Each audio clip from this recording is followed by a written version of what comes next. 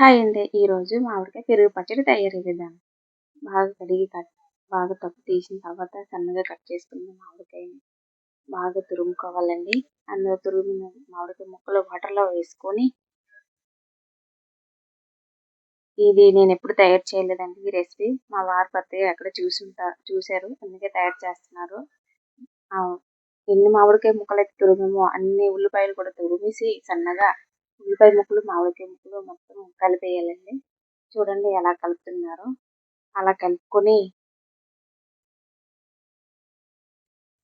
బాగా కలిపిన తర్వాత నాకైతే ఫస్ట్ భయం వేసిందండి. తర్వాత చూసి నోరు ఊరుతుంది. తర్వాత పెరుగు కూడా తీసుకున్నామండి. పెరుగు ఒక డబ్బాలో తీసుకొని అందులోనే సాల్టు, కారం కూడా వేసుకుని ఉప్పు కూడా వేసుకున్నాము సరిపడా. ఆ తర్వాత ఇది కూడా బాగా కలిపిన తర్వాత ఈ మామిడికాయ ముక్కలు ఉల్లిపాయ ముక్కలు కలిపి పెట్టుకున్న ముక్కలు కూడా వేసుకొని బాగా మిక్స్ చేసుకున్నామండి. చూడండి ఎలా మిక్స్ చేస్తున్నారు.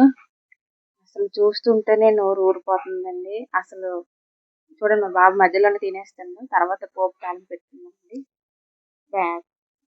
గిన్నె పెట్టుకొని పోపులు జీలకర్ర, కరివేపాకు, ఎండుమిరపకాయలు వేసానండి. ఇంకేమీ అవసరం లేదు.